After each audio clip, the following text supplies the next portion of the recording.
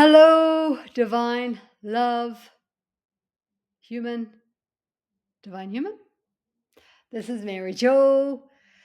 Align and shine. 2025 alignment. Alignment is the key word. The alignment to align within, to shine from within to without in your divine shine radiance. So I invite you to breathe into that radiance and exhale.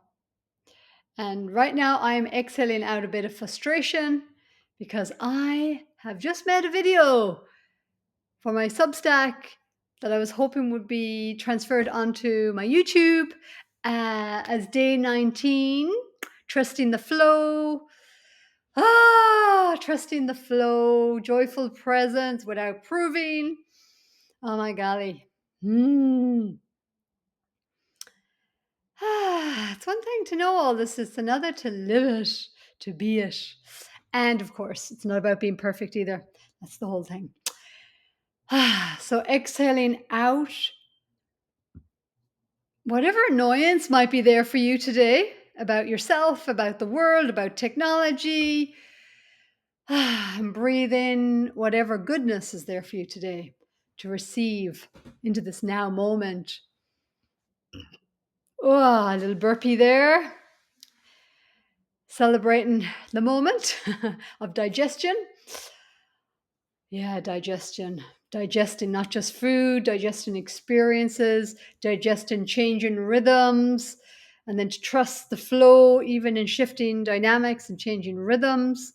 So, that is really the theme of this video and the theme of what I've just shared in another video.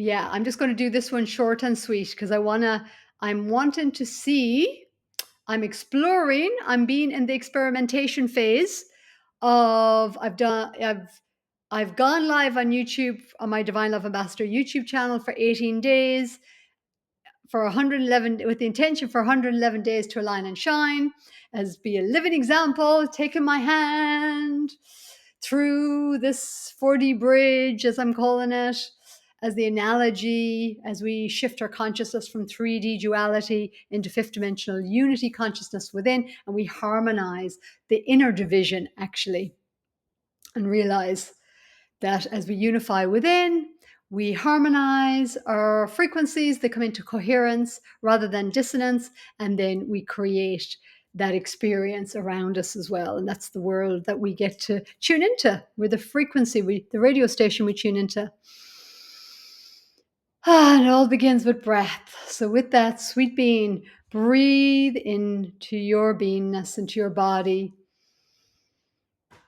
and just exhaling out whatever is ready to be let go, whatever pressure, proving, overthinking, overanalyzing, trying to figure it out, trying to preempt, trying to control. It can happen in little ways, big ways. Maybe you see it externally. Sometimes we see externally what is internally, especially if we're triggered. It's actually our triggers that they're actually indicator that we have a resonant frequency with a certain dynamic. When we have brought it into coherence, when we've healed and reconciled within us, then we don't actually get triggered at all. That's one of the key ways when something used to affect you, and then all of a sudden, that's one of the shifts as you move over that 4D bridge, is that, and you heal and you shift your patterns and habits, is that things that used to affect you don't affect you anymore. So, yeah, we're all on a unique journey with that. Nobody can actually do the journey for us. It is a unique soul pathway, if you like. But we can reflect back to each other the journey. We can reflect back to each other and we can cheer each other on, and we can go, yeah, I get it. Yeah, I've been feeling that. Yeah, I don't feel so alone. Somebody else is feeling that. And that is, that's such a beautiful gift that we can give ourselves, is to share what we know so that others don't feel alone, don't feel unseen, unheard, or in the muddle, in the confusion. And then when we're in that muddle or confusion, to hear somebody else make some sense and clarity out of something, or just reaffirm something, so that somebody, so that we're not, thinking, oh, it's just me, or I'm going crazy, or what's wrong with me, which is the tendency of the mind, the human mind. So that's what we're healing, harmonizing, bringing into coherence with the heart and the soul and the higher beingness, as we move into a deeper trust, and we trust the flow and the rhythm of our breath, of our beingness, rather than the doer, the push, the shove. Gotta get, gotta have, da da da da da, in order to be. We're just going to skip all that and just allow ourselves to be, and to trust the flow of beingness, to move the body, from spirit, from inspiration. Rather than motivation, actually, because motivation is often driven with the fear. I don't have, so I'm trying to get something externally to me. So inspiration is just a more integrated consciousness frequency. Again, we are where we are. So, everything has its place until it doesn't. If something is expansive, so momentum, motivation, for example, can be a great word if we're on the couch and we don't have any to get going. But then after a while, we have to look at what's underneath that motivation. What's the deeper why in the motivation? And usually we find that it's because we're trying to avoid something, some pain, some discomfort. And then we up level again in our consciousness into inspiration. So we're allowing life to move through us as we relax and soothe and regulate our nervous system, and bring ourselves into coherence, harmonic coherence. So sound, frequency, as we become more conscious and aware, everything becomes about harmonics, frequency, sound, tone, energy, because it's about the energy. Energy is the universal language of vibration, vibrational frequencies. So we commune with life, with ourself, with our bodies on that level of language, beyond the intellect, beyond the words.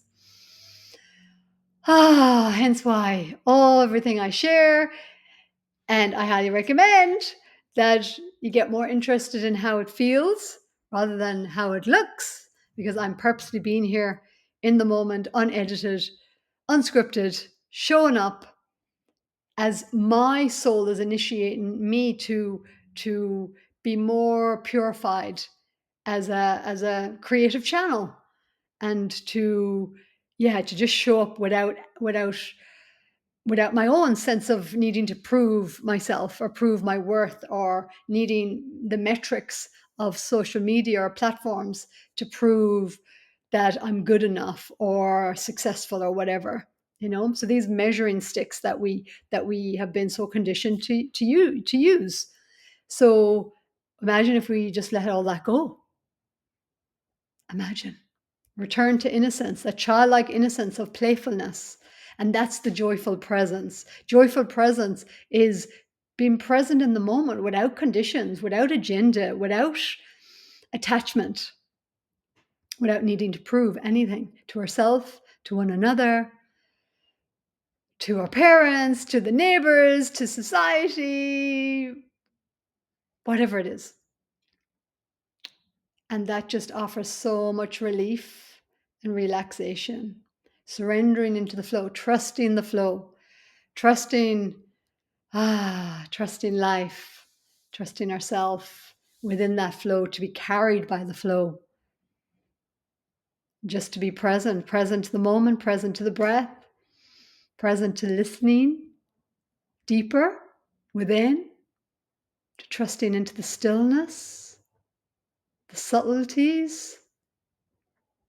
As Anita Morani shared in her book, Sensitivity is the New Strong.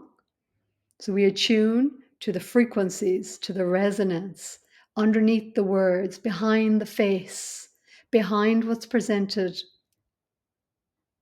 And especially now with AI, and especially with the quickening of technologies, and um, as we expand more into more of a galactic awareness, that we're not alone in the universe on our little earth, it's going to be very, yeah, it's just going to be very invaluable to flex that muscle, to strengthen that muscle of resonance, feeling, frequency, discernment, and to trust. So it's all about trusting the flow of, yeah, what feels most aligned, most resonant, so that we can get on with aligning and shining and just being. Nothing to do, nothing to prove, everything to be. I am divine love, and so are you. And so it is.